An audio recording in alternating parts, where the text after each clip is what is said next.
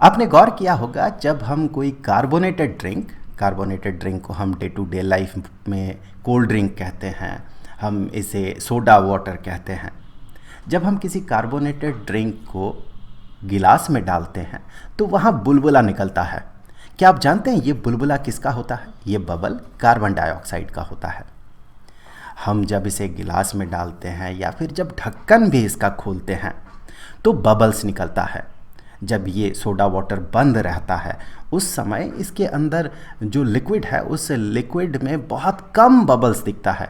जैसे ही हम बोतल का कैप ओपन करते हैं वैसे ही बबल फॉर्म करना शुरू हो जाता है, वो इवॉल्व करता है। कार्बन डाइऑक्साइड अंदर से जो लिक्विड है वहाँ से बाहर निकल जाता है, क्योंकि यहाँ पर इस ड्रिंक में कार्बन डाइऑक्साइड डिसॉल्व्ड रहता है उस लिक्विड में। और जैसे ही प्रेशर को रिलीज़ किया जाता है वैसे ही वो वहाँ से बबल के फॉर्म में निकल जाता है। तो लिक्विड्स में गैसेस डिसॉल्व्ड रह सकता है। इसीलिए जब हम पानी को उबाल कर पीते हैं, उबालने के बाद ठंडा करके पीते हैं, उस समय उसका टेस्ट बदल जाता है। उसका टेस्ट इसलिए बदलता है क्योंकि पानी के अंदर ऑक्सीजन डिसॉल्व्ड रहता है। जब हम इसे गर्म करते हैं तो वही ऑक्सीजन यहाँ से बाहर निकल जाता है। जो डिसॉल्व्ड फॉर्म में था वहाँ से ये बाहर निकल जाता है, बबल फॉर्म करता है और बाहर निकल जाता है। फिर जब वो ठंडा होता है तो उसके अंदर उतना ऑक्सीजन नहीं रहता है, इसीलिए उसका टेस्ट भी बदल जाता है। तो जैसे कि हम बात कर रहे थे, लिक्विड्स में गैसेस डिसॉल्व हो सकता है और बड़ा ही इंटरेस्टिंग प्रॉपर्टी शो करता है जब किसी लिक्विड में गैस डिसॉल्व रहता है या जब उसे डिसॉल्व किया जाता है तो टेम्परेचर के साथ इसका रिलेशन है। टेम्परेचर बढ़ाने से जो सल्यूबिलिटी है, जो गैस लिक्विड में डिसॉल्व हो रहा है उसका जो सल्यूबिलिटी है उसमें चेंज आता है। जैसे पानी को गर्म करने से डिसॉल्व्ड ऑक्सीजन बाहर निकल जाता है, मतलब उसका सल्यूबिलिटी घटता है। तो ऐसे बहुत सारे इंटरेस्टिंग प्रॉपर्टीज़ के बारे में आज हम लोग जानने वाले हैं। आज हम हेनरीज लॉ के बारे में भी पढ़ेंगे। तो सबसे पहले एक सिचुएशन कंसीडर कर लेते हैं। यहाँ पर एक क्लोज्ड कंटेनर है और क्लोज्ड कंटेनर के अंदर यहाँ पर थोड़ा सा लिक्विड है और ये जो खाली भाग है यहाँ पर है गैसेस मॉलिक्यूल्स। यहाँ पर कोई एक गैस कंसीडर कर लेते हैं, कोई सा भी एक गैस है, मान ले ये अभी इतना इम्पॉर्टेंट नहीं है, कोई सा भी एक गैस है यहाँ पर। तो गैसेस पार्टिकल का जो प्रॉपर्टी है वो ये है कि ये रैंडम मोशन शो करता है, इधर उधर जिगजैग मोशन में मूव करेगा। अभी फ़िलहाल के लिए हम मान लेते हैं कि यहाँ इस लिक्विड में थोड़ा सा भी गैसेस पार्टिकल डिसॉल्व्ड नहीं है। अब देखिए यहाँ पर क्या क्या होने वाला है। ये जो गैसेस पार्टिकल्स है ये तो मूव करेगा, ये इधर उधर रैंडम मोशन शो करेगा और इसके पास कुछ काइनेटिक एनर्जी होता है। ऐसे मूव करते करते वाटर सरफेस में जब ये पहुँचेगा, हमने माना लिक्विड ये पानी है, चलिए मान लेते हैं ये पानी ही है, तो यहाँ पर जब ये इस सरफेस में पहुँचेगा यहाँ तक, उस समय इसके पास अगर सफिशिएंट एनर्जी हो तो फिर ये इसके अंदर चला जाएगा और यहाँ पर ये डिसॉल्व हो जाएगा। इसी तरह से और भी जो पार्टिकल्स हैं वो भी मूव कर रहे हैं, तो उसके भी मूवमेंट के कारण ये इस तरह से अंदर चला जाएगा। ऐसे अंदर जाते जाते एक सिचुएशन ऐसा भी आएगा कि जब अंदर से बाहर निकलने वाले भी तो पार्टिकल होंगे। सो ऐसा सिचुएशन आएगा कि बाहर से अंदर जाने वाले पार्टिकल्स के नंबर और अंदर से बाहर निकलने वाले पार्टिकल्स के नंबर सेम हो जाएंगे। देखिए, बाहर से जब ये अंदर जा रहा है तो इसका जो सल्यूबिलिटी है या फिर जो डिसॉल्व्ड गैस है उसका जो अमाउंट है वो अमाउंट इंक्रीज़ कर रहा है। अब इस लिक्विड के अंदर जो पार्टिकल्स है, चाहे वो लिक्विड का अपना मॉलिक्यूल हो या फिर डिसॉल्व्ड गैस हो, उसमें भी रैंडम मोशन होता है, वो भी इधर उधर मूव कर रहा है, उसके पास भी काइनेटिक एनर्जी होता है। समटाइम्स कभी कभी क्या होता है कि अंदर से भी ये पार्टिकल बाहर निकल जाते हैं। तो यहाँ पर दो प्रोसेसेस एक साथ होता है। एक तो बाहर से अंदर वाला जो गैसेस पार्टिकल्स का अंदर जाने का जो प्रोसेस है वो प्रोसेस होता है कि ये इनवर्ड्स आता है, ये इस लिक्विड के अंदर आता है और एक प्रोसेस है कि अंदर वाले गैसेस पार्टिकल्स जो है, डिजॉल्व्ड गैसेस पार्टिकल्स जो है, ये लिक्विड से बाहर, लिक्विड फेज से या जो सोल्यूशन फेज से ये बाहर निकलता है, बाहर अपना गैसेस फेज में ये बाहर निकलता है। तो दो प्रोसेसेस साथ साथ चल रहा है। जो बाहर से अंदर आने वाले गैसेस पार्टिकल्स है उसका एक रेट होगा, एक सर्टन रेट से वो अंदर जा रहा होगा। तो इसके रेट को हम रेट 1 मान ले लेते हैं, इसे रेट 1 नाम दे देते हैं कि यूनिट टाइम में कितने गैसेस पार्टिकल्स गैसेस फेज से सॉल्यूशन फेज में आ रहा है। और जो बाहर निकलने का रेट है उसे हम रेट 2 नाम दे देते हैं। मतलब जो सॉल्यूशन फेज है, इस सॉल्यूशन फेज से जो गैसेस पार्टिकल्स है वो बाहर भी निकल रहा होता है, गैसेस फेज में जा रहा होता है, उसका भी यूनिट टाइम में एक सर्टेन अमाउंट ऑफ गैस बाहर निकलेगा। तो उस रेट को हम रेट 2 नाम दे देते हैं। इनिशियली क्या होता है, जब लिक्विड के अंदर गैसेस पार्टिकल्स ना के बराबर होता है, उस समय जो गैसेस फेज है उसमें तो बहुत सारे पार्टिकल्स हैं, वो इधर उधर मूव कर रहा है, इधर उधर मूव करते करते वो लिक्विड के अंदर चला जाता है। तो इनिशियली ये वाला जो रेट होता है, अंदर जाने वाला जो रेट होता है, ये काफ़ी ज़्यादा होता है, बहुत ज़्यादा होता है। और रेट 2 जो होता है ये नेग्लिजिबल, ना के बराबर होता है शुरुआती समय में, क्योंकि इस लिक्विड के अंदर गैसेस पार्टिकल होता ही नहीं है, तो बाहर निकलने वाले पार्टिकल्स ही नहीं होंगे, तो बाहर निकलेगा कौन। ऐसा करते करते जब बाहर से या गैसेस फेज से इस सॉल्यूशन फेज में बहुत सारे पार्टिकल्स अंदर आ जाता है, तो चूंकि इसके नंबर इंक्रीज़ करता है तो धीरे धीरे ये रेट भी इंक्रीज़ करता है, बाहर निकलने का रेट भी जो है वो इंक्रीज़ करता है, क्योंकि अंदर बहुत सारे पार्टिकल्स होंगे। अब यहाँ पर देखने वाली बात यह है कि धीरे धीरे अंदर आने का रेट घटता है, क्योंकि गैसेस फेज में पार्टिकल का नंबर जो है धीरे धीरे घटते रहता है, तो अंदर आने का प्रोबेबिलिटी घटता है। लेकिन अंदर पार्टिकल इंक्रीज़ करते रहता है, इसीलिए बाहर जाने का प्रोबेबिलिटी धीरे धीरे इंक्रीज़ करता है। ऐसा करते करते एक समय ऐसा आता है कि ये दोनों रेट्स जो है, अंदर जाने का रेट गैसेस पार्टिकल्स के गैसेस फेज से सॉल्यूशन फेज में और सॉल्यूशन फेज से बाहर जाने का रेट, ये दोनों बराबर हो जाता है। ऐसे सिचुएशन में जब दोनों रेट्स बराबर होता है तो हम कहते हैं कि यहाँ पर इसने डायनामिक इक्विलिब्रियम अटेन कर लिया है। ये सिचुएशन है डायनामिक इक्विलिब्रियम का। डायनामिक इक्विलिब्रियम मतलब ये ऐसा एक सिचुएशन है जहां हमें आपात दृष्टि में, जो बाहर बाहर से स्थूल दृष्टि जिसे कहा जाता है, स्थूल दृष्टि में ऐसा लगेगा, ऐसा अपीयर होगा मानो कि इसके अंदर डिजॉल्व्ड गैस का नंबर जो है, गैसेस पार्टिकल का जो नंबर है वो इंक्रीज़ नहीं हो रहा है।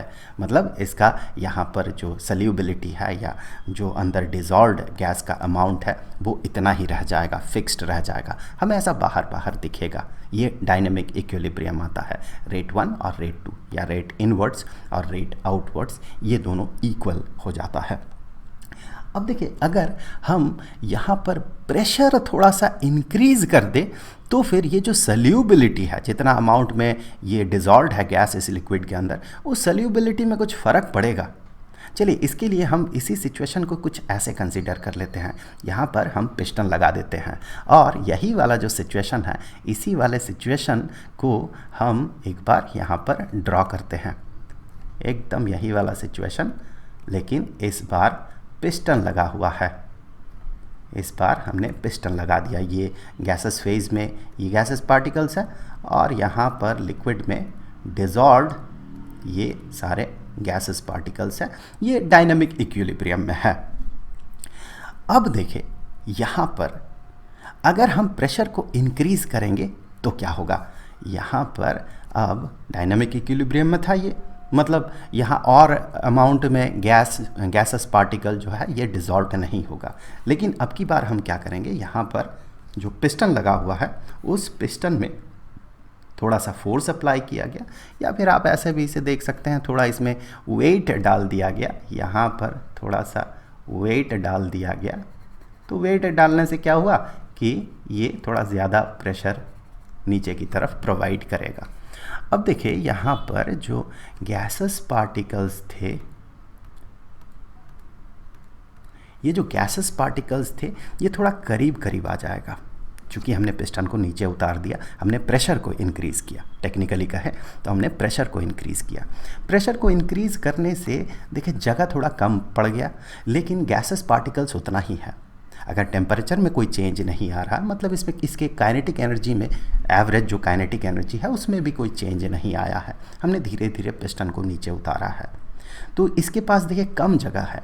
कम जगह होने का मतलब है सेम काइंड ऑफ मोशन अगर दोनों सिचुएशन में ये शो करे, सेम एवरेज काइनेटिक एनर्जी अगर रहे, टेम्परेचर सेम है मतलब सेम काइनेटिक एनर्जी है, तो भी नंबर ऑफ पार्टिकल्स जो यहाँ पर ये सरफेस को स्ट्राइक करेगा, इस दूसरे वाले केस में जहाँ पर हमने पिस्टन को यहाँ पर नीचे उतारा है, प्रेशर प्रोवाइड किया है, बाहर से हमने प्रेशर प्रोवाइड किया है, तो उस केस में नंबर ऑफ पार्टिकल्स जो यहाँ सरफेस को कोलाइड करेगा उसका नंबर बढ़ जाएगा, क्योंकि अब कम जगह में उतने ही पार्टिकल्स हैं।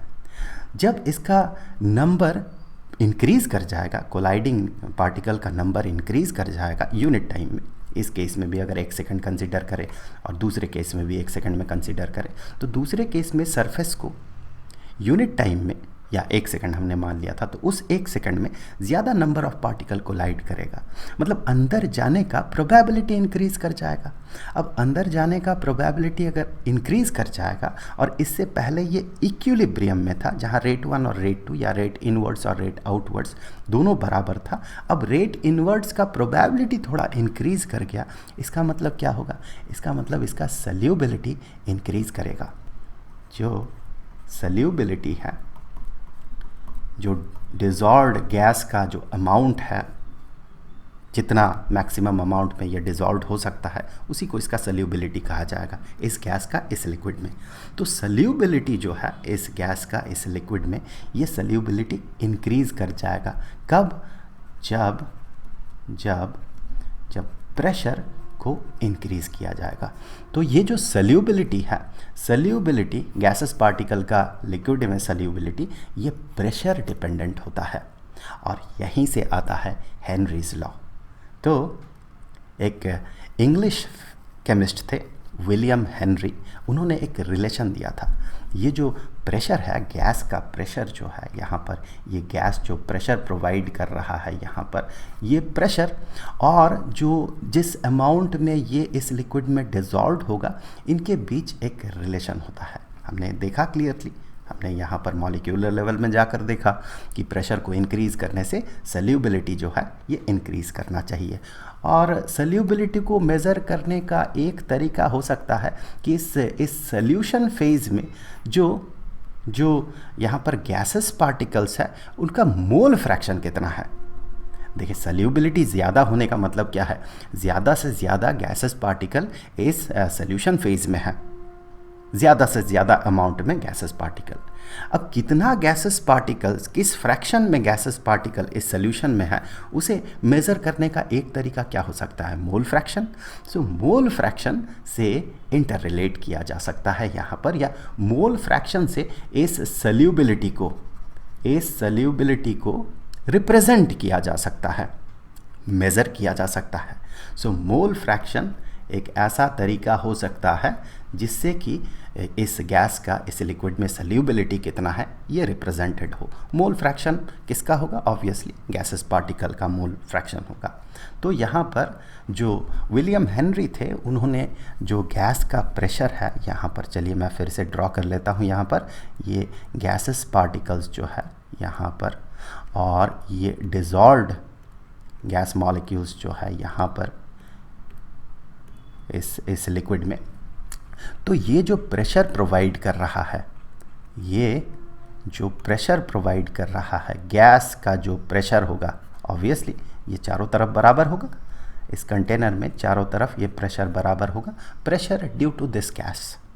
तो इस प्रेशर के साथ जो इसका सल्यूबिलिटी है, जिस सल्यूबिलिटी को हम इस गैसेस पार्टिकल का इस लिक्विड के अंदर या इस सॉल्यूशन में मोल फ्रैक्शन के तौर पे रिप्रेजेंट कर सकते हैं, उन दोनों के बीच एक रिलेशन देते हैं विलियम हेनरी। वे कहते हैं कि प्रेशर जो होता है, ऑब्वियसली ये ये प्रोपोर्शनल होगा मोल फ्रैक्शन के, और मोल फ्रैक्शन को हम x से डिनोट कर सकते हैं। x मतलब इस गैस का मोल फ्रैक्शन इस सॉल्यूशन के अंदर। तो प्रेशर और मोल फ्रैक्शन मतलब ये इंडिकेट करेगा सॉल्युबिलिटी को। ये है तो वैसे मोल फ्रैक्शन, टेक्निकली ये मोल फ्रैक्शन है, लेकिन ये मोल फ्रैक्शन किसे रिप्रेजेंट कर रहा है?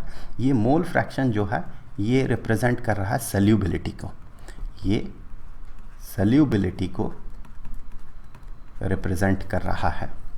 तो प्रेशर, गैस का जो प्रेशर यहाँ पर होगा, जो ये अप्लाई करेगा, दैट प्रेशर ये जितना बढ़ेगा उतना मोल फ्रैक्शन इंक्रीज करेगा, मतलब सॉल्युबिलिटी उतना इंक्रीज करेगा।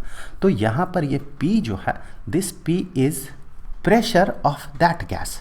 सो यहाँ पर pressure due to that gas, pressure due to that gas in gases phase. तो यहाँ पर मैं G फेज लिख देता हूँ। इस गैसेस फेज में जो है यहाँ पर इस रीजन में ये गैस जो प्रेशर प्रोवाइड कर रहा है इस लिक्विड में। अब देखिए यहाँ पर हो सकता है कि बहुत सारे गैसेस हो, अलग अलग गैसेस हो सकता है यहाँ पर और भी कुछ गैसेस हो, जैसे कि कुछ दूसरे कलर से रिप्रेजेंट कर देते हैं, तो यहाँ पर कुछ और भी गैसेस हो, ऐसा भी हो सकता है। इसका मतलब टोटल प्रेशर को हम यहाँ कंसिडर नहीं करेंगे। जो पार्शियल प्रेशर होगा, ये जो येलो कलर से रिप्रेजेंटेड गैसेस फेज में जो गैस है, उसका जो अपना प्रेशर होगा, पार्शियल प्रेशर मतलब इतने रीजन में अगर सिर्फ वो रहता तो, मतलब ये जो पिंक कलर से हमने रिप्रेजेंट किया है उसे अगर हम हटा दें तो फिर सिर्फ इसके कारण जो प्रेशर बन रहा है, सिर्फ इन मॉलिक्यूल्स के कारण इस रीजन में, इतना सा ही रीजन में जो प्रेशर बनेगा, सिर्फ इकलौता इसके कारण जो प्रेशर बनेगा उसे पार्शियल प्रेशर कहा जाता है। इस गैस का, इस गैसेस फेज में पार्शियल प्रेशर। सो इसे अब हम सब्सटीट्यूट करेंगे। ये प्रेशर ओवरऑल प्रेशर नहीं होगा, हो सकता है 2 3 4 तरह के गैसेस हो यहाँ पर, तो यहाँ पर ये होगा पार्शियल प्रेशर, इस गैस का पार्शियल प्रेशर। सो जो पार्शियल प्रेशर होगा इसका, ये प्रोपोर्शनल होगा इसके इस सॉल्यूशन फेज में मोल फ्रैक्शन के। तो यहाँ पर अगर प्रोपोर्शनलिटी साइन को हटाया जाए तो फिर एक कांस्टेंट ऑफ प्रोपोर्शनलिटी इंट्रोड्यूस करना होगा। तो यहाँ पर प्रोपोर्शनलिटी साइन को हटा के जब इक्वालिटी साइन लाया जाएगा तो यहाँ पर एक कांस्टेंट ऑफ प्रोपोर्शनलिटी इंट्रोड्यूस करना होगा। यहाँ पर ये कांस्टेंट ऑफ प्रोपोर्शनलिटी है। इस कांस्टेंट ऑफ प्रोपोर्शनलिटी को कहा जाता है हेनरीज लॉ कांस्टेंट। वैसे हेनरीज लॉ कांस्टेंट जो है ये अलग अलग तरीके से रिप्रेजेंट किया जा सकता है, अलग अलग फिजिकल क्वांटिटीज़ के रेशियो में रिप्रेजेंट किया जा सकता है। इसे रिप्रेजेंट करने का एक तरीका ये है, ये हेनरीज कांस्टेंट का एक फॉर्म है जब प्रेशर और मोल फ्रैक्शन को इंटर रिलेट किया जा रहा है। इसे और भी अलग अलग तरीके से रिप्रेजेंट किया जा सकता है। सो हेनरीज लॉ कांस्टेंट मतलब सिर्फ यही एक फॉर्म है, इसका ये मतलब नहीं है, इसके और भी फॉर्म्स है। फिलहाल तो उस पर बात नहीं करते, ये इसी पे जो आपके करिकुलम में, कोर्स करिकुलम में है और जिसके बारे में हमें डिस्कस करना है आगे भी, उसी फॉर्म में बात करते हैं। सो इसे कहा जाता है हेनरीज लॉ कांस्टेंट। और ये जो कांस्टेंट है ऑब्वियसली ये डिपेंड करेगा इस गैस के नेचर पे, ये डिपेंड करेगा इस लिक्विड पे। जैसे कि अगर मान ले ये लिक्विड पानी है और गैस जो है ऑक्सीजन है, तो फिर ऑक्सीजन का यहाँ पर पानी के अंदर जो मोल फ्रैक्शन होगा या सॉल्युबिलिटी होगा वो रिलेटिवली ज़्यादा होगा अगर पानी के जगह पे हम अल्कोहल रखें। अगर अल्कोहल रहता तो फिर ये रिलेटिवली कम होता है। अल्कोहल के केस में ये सॉल्युबिलिटी थोड़ा कम होता, पानी के केस में सॉल्युबिलिटी थोड़ा ज़्यादा होता। अब ऑक्सीजन के जगह अगर कार्बन डाइऑक्साइड हो, एक केस में ऑक्सीजन और दूसरे केस में carbon dioxide, same partial pressure हो, सेम पानी हो, सेम लिक्विड हो, पानी हो, तो फिर कार्बन डाइऑक्साइड जो है ये ज़्यादा डिजॉल्व होगा, उसका सॉल्युबिलिटी ज़्यादा होगा, उसका मोल फ्रैक्शन ज़्यादा निकल के आएगा। तो ये जो हेनरीज लॉ कांस्टेंट है ये बहुत सारे फैक्टर्स पे डिपेंड करता है। पहली बात तो ये डिपेंड करता है गैस पे, जिस गैस के पार्शियल प्रेशर को हमने यहाँ कंसीडर किया है, जिस गैस का सोल्यूशन फेज में हम मोल फ्रैक्शन को कंसीडर कर रहे हैं, मतलब जिसके सॉल्युबिलिटी पे हम बात कर रहे हैं, उस गैस पे डिपेंड करेगा। ये डिपेंड करेगा जिस लिक्विड में ये डिज़ोल्व हो रहा है उस पर डिपेंड करेगा। साथ ही साथ ये टेम्परेचर पे भी डिपेंड करता है, मतलब टेम्परेचर चेंज कर दे तो ये हेनरीज लॉ कांस्टेंट जो है ये चेंज हो जाता है। टेम्परेचर चेंज करने से ये चेंज हो जाता है, क्योंकि सल्यूबिलिटी में चेंज आता है। भले ही पार्शियल प्रेशर सेम रह जाए लेकिन सल्यूबिलिटी में चेंज हो जाता है। जैसे कि पानी को गर्म कर दे तो डिज़ॉल्व्ड ऑक्सीजन निकल जाता है, मतलब जो पानी में ऑक्सीजन का सल्यूबिलिटी है वो सल्यूबिलिटी पानी को गर्म करने से घट जाता है और घटने के कारण वो बाहर निकल जाता है। ये जो हेनरीज लॉ कांस्टेंट है ये बहुत सारे फैक्टर्स पे डिपेंड करता है। गैस पे डिपेंड करता है, लिक्विड पे डिपेंड करता है और इस सोल्यूशन के टेम्परेचर पे भी डिपेंड करता है। अब एक लिस्ट देख लेते हैं, इस लिस्ट से कुछ चीज़ें क्लियर होंगी। तो यहाँ पर आप देखिए नाइट्रोजन 2 केसेस दिया हुआ है नाइट्रोजन का। ये टेम्परेचर है, किस टेम्परेचर में हेनरीज लॉ कांस्टेंट कितना निकल के आ रहा है। हाँ, इस पर डिस्कस करने से पहले एक चीज़ यहाँ पर अगर आप देखें तो ये जो KH है हेनरीज लॉ कांस्टेंट जो है that is equal to pressure, partial pressure उस गैस का डिवाइडेड बाय उस गैस का मोल फ्रैक्शन उस सोल्यूशन में।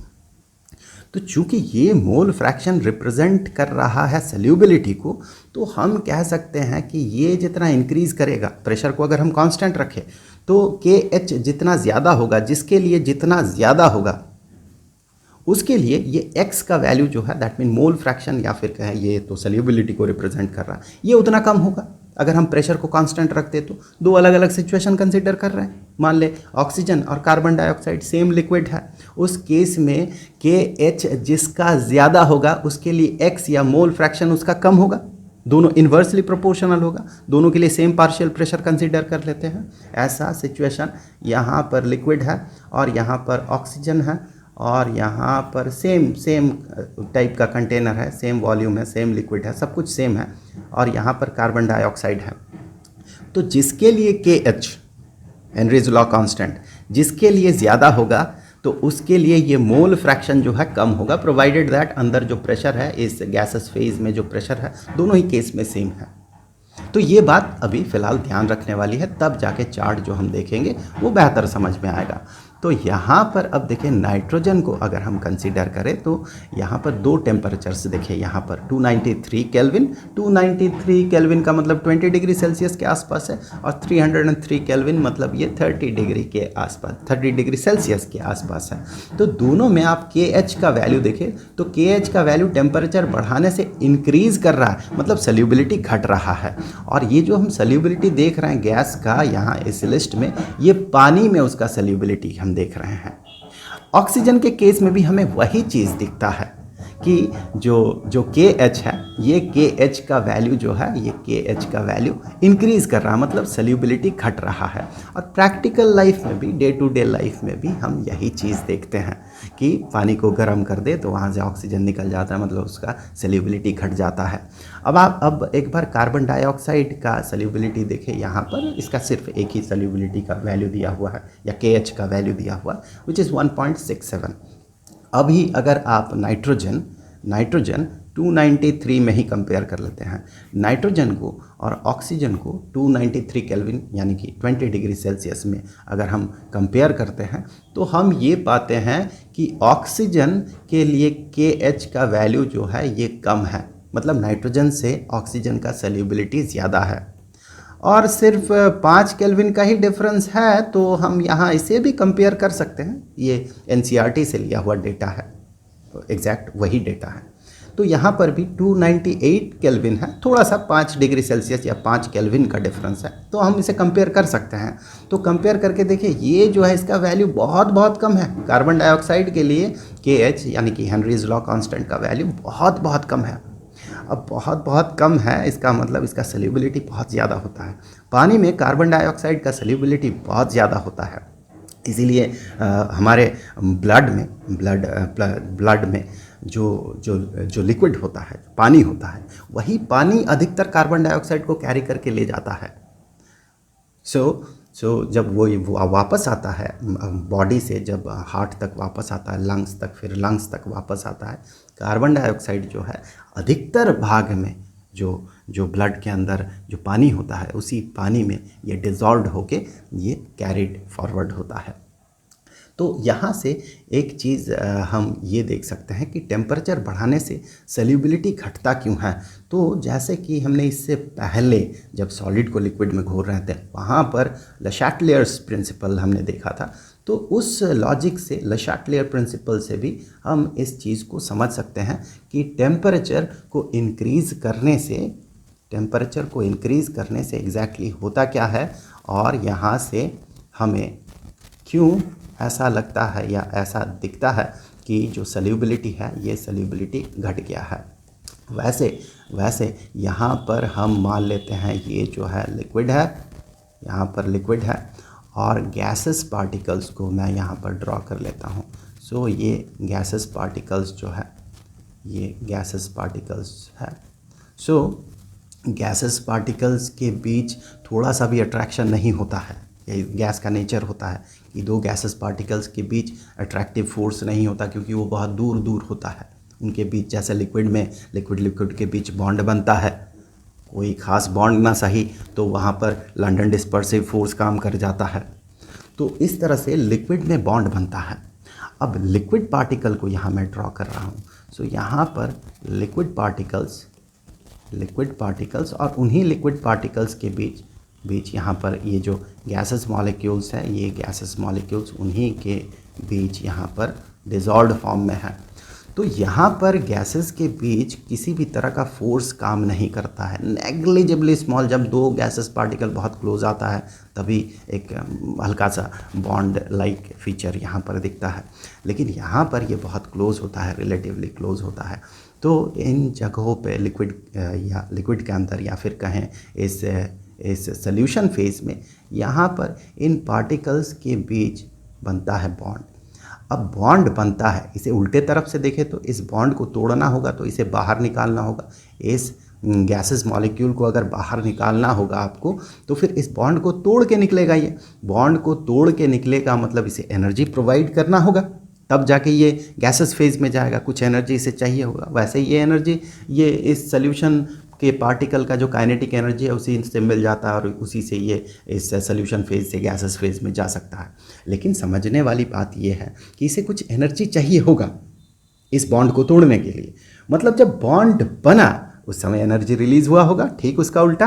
तो जब बॉन्ड बनता है, जब ये गैसेस फेज जहाँ पर कि बॉन्ड रहता ही नहीं है, गैसेस फेज से जैसे ही सॉल्यूशन फेज में आता है, वैसे ही इसके जो सॉल्वेंट मॉलिक्यूल्स हैं उनके साथ इसके बीच एक बॉन्ड सा बन जाता है, जिसके दौरान यहाँ पर एनर्जी रिलीज होता है। तो यहाँ पर जो डिसोल्यूशन हो रहा है, हम कह सकते हैं डिसोल्यूशन हो रहा है क्योंकि सॉल्यूशन बन रहा है। सो यहाँ पर जो डिसोल्यूशन हो रहा है, ये डिसोल्यूशन प्रोसेस को अगर आप देखें तो ये एक्सोथर्मिक है। और हमने ये देखा था ले चैटलियर्स प्रिंसिपल में कि कोई एक्सोथर्मिक प्रोसेस हो, कोई डिसोल्यूशन प्रोसेस अगर एक्सोथर्मिक हो, फिर टेम्परेचर बढ़ाने से उसका सल्यूबिलिटी जो है वो सल्यूबिलिटी घटता है। उसे आप फिर से एक बार रिपीट कर लेते हैं। इसे आप ऐसे समझ सकते हैं कि बॉन्ड को तोड़कर बाहर निकलने के लिए इसे एनर्जी चाहिए। तो अगर हम एक्स्ट्रा एनर्जी ज़्यादा प्रोवाइड करें, टेम्परेचर बढ़ाने का मतलब हीट प्रोवाइड कर रहे हैं, तो ज़्यादा अगर हम एनर्जी प्रोवाइड करें तो फिर ये बॉन्ड का टूटने का प्रोबेबिलिटी ज़्यादा हो जाएगा, क्योंकि एनर्जी ये एक्सेप्ट करेगा तो बॉन्ड टूटेगा। तो हम अगर हीट प्रोवाइड कर रहे हैं तो बॉन्ड के टूटने का प्रोबेबिलिटी इंक्रीज कर जाएगा और वो गैसेस फेज में ज़्यादा चला जाएगा। जो ये सॉल्यूशन फेज में था वहाँ से गैसेस फेज में ये चला जाएगा, उसका प्रोबेबिलिटी इंक्रीज कर जाएगा। सो हीट प्रोवाइड करने से ये जो है ये आउटवर्ड जाता है, मतलब गैसेस फेज में जाता है। लिक्विड फेज से आउटवर्ड्स जाने का जो प्रोबेबिलिटी है ये इंक्रीज कर जाता है। हम कह सकते हैं टेम्परेचर को इंक्रीज करने से सल्यूबिलिटी जो है अब बाहर निकल जाएगा, सॉल्यूशन फेज से गैसेस फेज में चला जाएगा गैसेस पार्टिकल्स, तो ऑब्वियसली सल्यूबिलिटी जो है ये घटेगा। ये आप ले चैटलियर्स प्रिंसिपल भी कह सकते हैं इसे, ले चैटलियर्स प्रिंसिपल से। वैसे एग्जैक्टली ये ले चैटलियर्स प्रिंसिपल नहीं है। ले चैटलियर्स प्रिंसिपल इस पे हमने पिछले वीडियो में बात किया था जब हमने सॉलिड को लिक्विड में घोला था, तो मैं फिर से रिपीट नहीं कर रहा हूँ। हाँ, हम उसका मॉलिक्यूलर रिप्रेजेंटेशन देख रहे हैं कि एग्जैक्ट मॉलिक्यूलर लेवल पे क्या हो रहा है, और याद आपको यही रहेगा। बाकी चीज़ें तो कोई प्रिंसिपल पढ़ के रट लेना वो तो अलग बात है, फिर हर जगह अप्लाई नहीं होता है। याद आपको मॉलिक्यूलर लेवल वाली चीज़ें ही रहेगी। फिर सो टेम्परेचर इंक्रीज़ करने से गैसेस का सॉल्यूशन में, लिक्विड सॉल्यूशन में गैसेस का सॉल्युबिलिटी घटता है। इससे रिलेटेड कुछ न्यूमेरिकल प्रॉब्लम आपको इस प्लेलिस्ट में मिल जाएगा। स्टैंडर्ड 12th के लिए सॉल्यूशन चैप्टर का जो प्लेलिस्ट है उसका लिंक आपको नीचे डिस्क्रिप्शन बॉक्स में मिल जाएगा। सो अगले वीडियो में हम वेपर प्रेशर के बारे में बात करेंगे, तो उस वीडियो का लिंक आपको यहाँ पर स्क्रीन पे मिल जाएगा। तो जल्द मिलते हैं अगले वीडियो में, तब तक के लिए खुश रहें। Good bye.